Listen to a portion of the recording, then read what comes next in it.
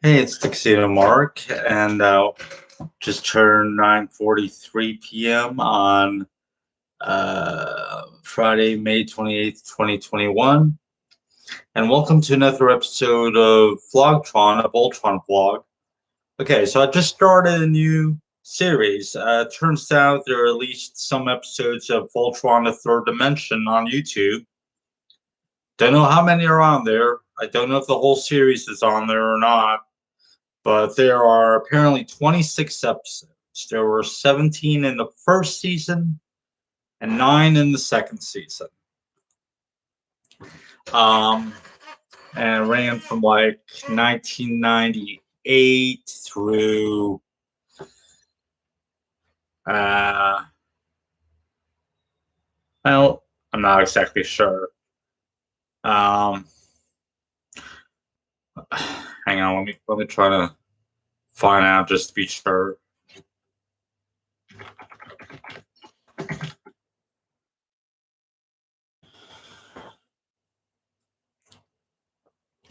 Okay, it ran to early 2000.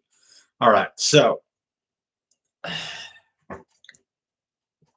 apparently the first two episodes aired on the same date, September 12th, 1998. Then it was pretty much weekly thereafter, um, with a few gaps, large gaps actually, in airing. I'm sure that this did not help ratings at all, but anyway. So the premise, it's called Voltron the Third Dimension because it's in 3D. It's a 3D animated series, which, they started doing that in the 90s. This was around the era of Beast Wars. So I started watching the episode, and which looks like it's a broadcast master or something like that. It's got some information at the beginning. Um, the quality looks pretty good. I assume it's um, a tape copy. But anyway, yeah. So there, first of all, I forget how funky that early 3D animation looked from the mid to late 90s. So that brings back some memories. Um, anyway, so the voice cast is largely the same from the original series. You can tell a lot of them are still the same voice actors. Um,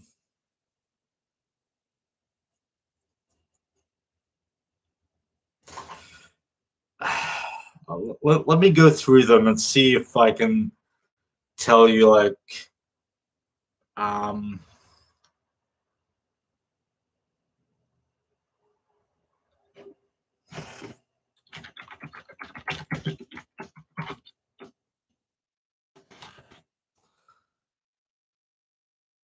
okay, so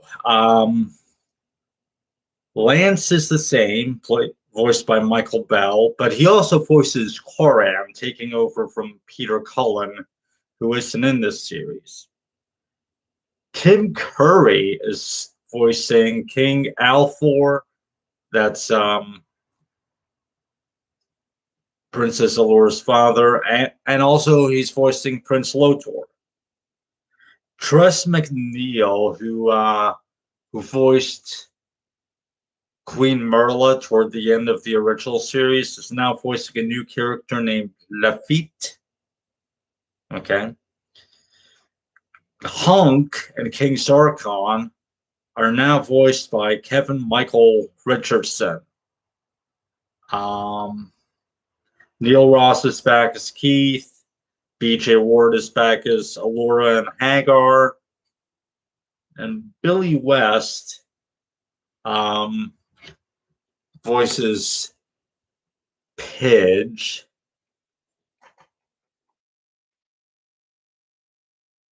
Um,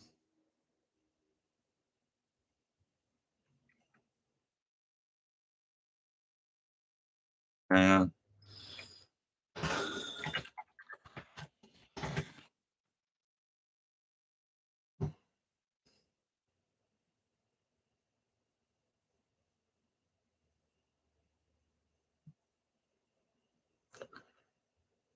Okay, so it's a new Pidge because Neil Ross originally voiced Pidge in addition to Keith on the original series, but I guess he's relinquished the role of Pidge, and now Pidge is voiced by Billy West. So, okay. Um,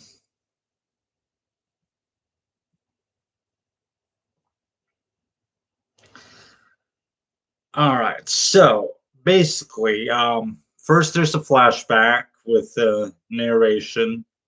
Um, that said that the Voltron force defeated Prince Lotor. He's been disfigured. Somehow he used his last act was to launch Castle Doom into space. No one knows how he did this, but he did. So Castle Doom and all the weapons and everything is just gone. Um,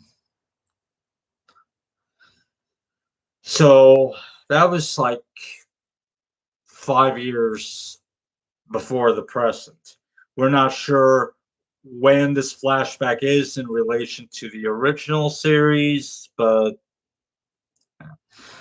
all right.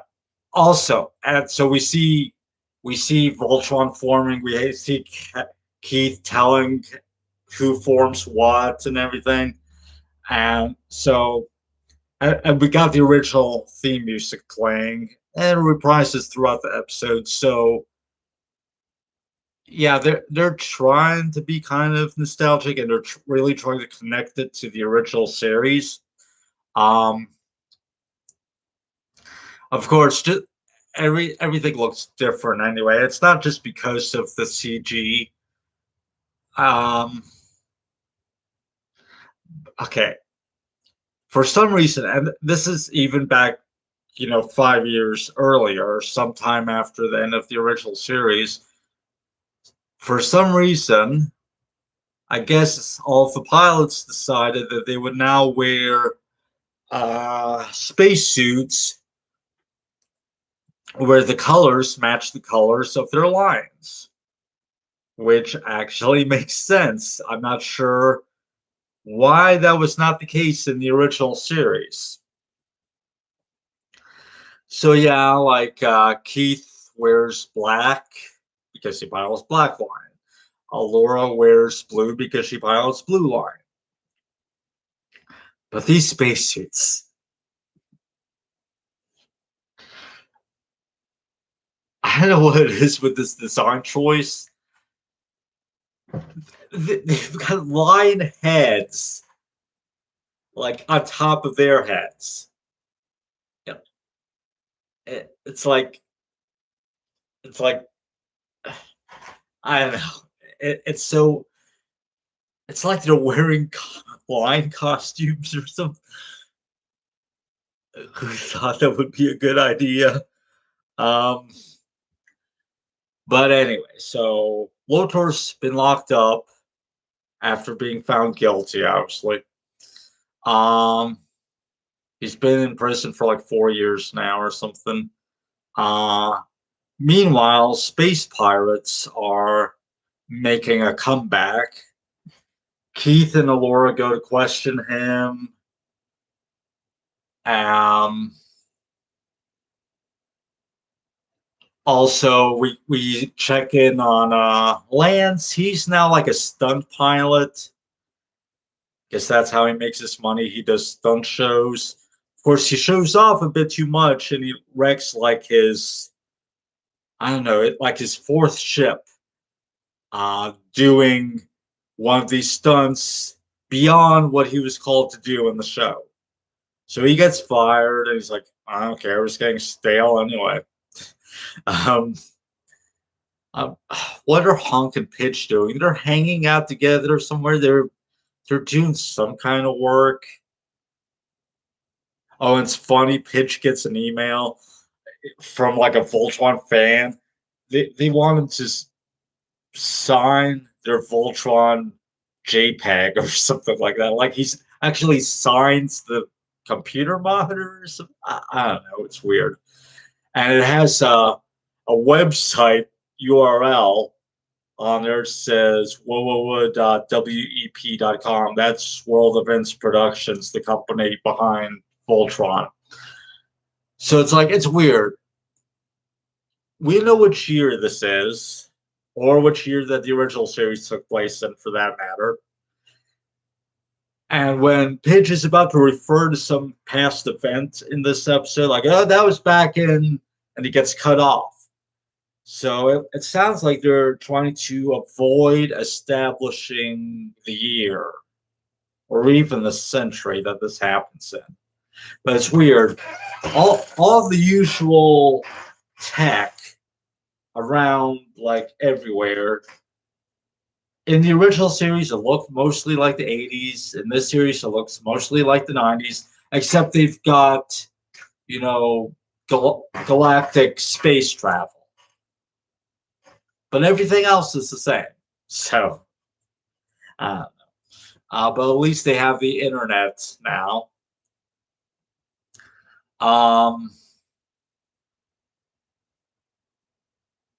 At one point,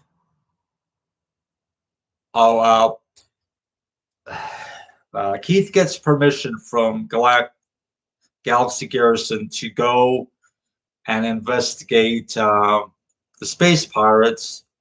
But the computer or the robot thing, I forget his name, but he is the amalgamation of the leaders of all 900 worlds in the galactic, in the Galaxy Alliance. And the consensus is, don't take the Lions, but you could take an unmarked, unarmed ship. So Keith's like, fine. Lance goes aboard because why not? They crash land on planet Eris, and Koran sees an incoming ship. He's like, I don't know what it is. Gotta shoot down. And Allure's like, Allura has a hologram of the blue lion in front of her, and she's like, no, don't. Like the lion, I guess, is communicating to her to not take any action or something. But anyway, ship crashes. Allura kind of makes fun of Lance and says, you should have let me give you flying lessons. Anyway,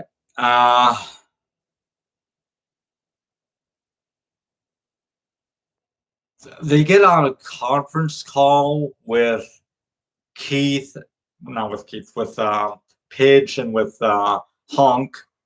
Yeah, they have video chat. It's like it's the 90s. It's a laptop, like with like an oval monitor. It's where the Pidge has, but they're doing video conferencing, like split screen video conferencing. So the show's kind of ahead of its time in predicting that. Anyway, so Pidge and Hunk go to check on Lotor. Lotor, they're informed, has been unresponsive and just sits still for days.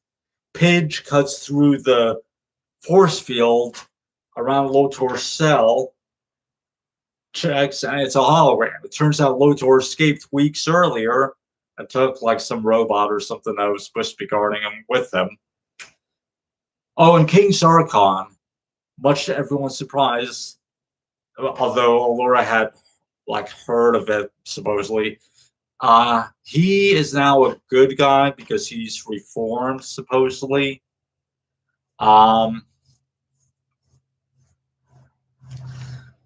So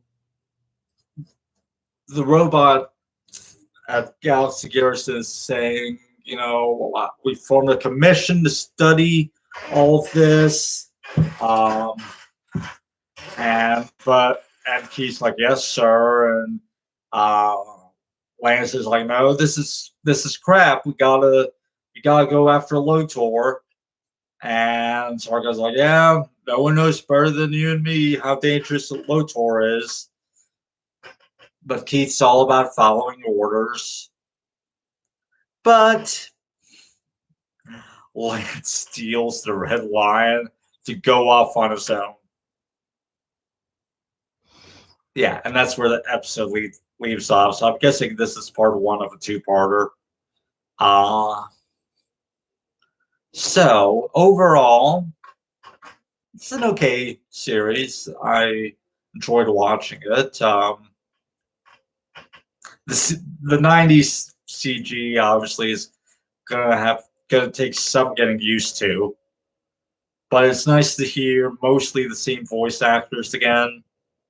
Um, 3 of the 5 pilots are voiced by their original actors. So I believe Hunk's actor was still alive at this point, but probably up there in years, and so that's probably why he didn't reprise his role. Um, anyway, so yeah, I look forward to watching the next episode and seeing where this series is going. Um, yeah. So it's 9:59 p.m. That's it. Thanks for watching.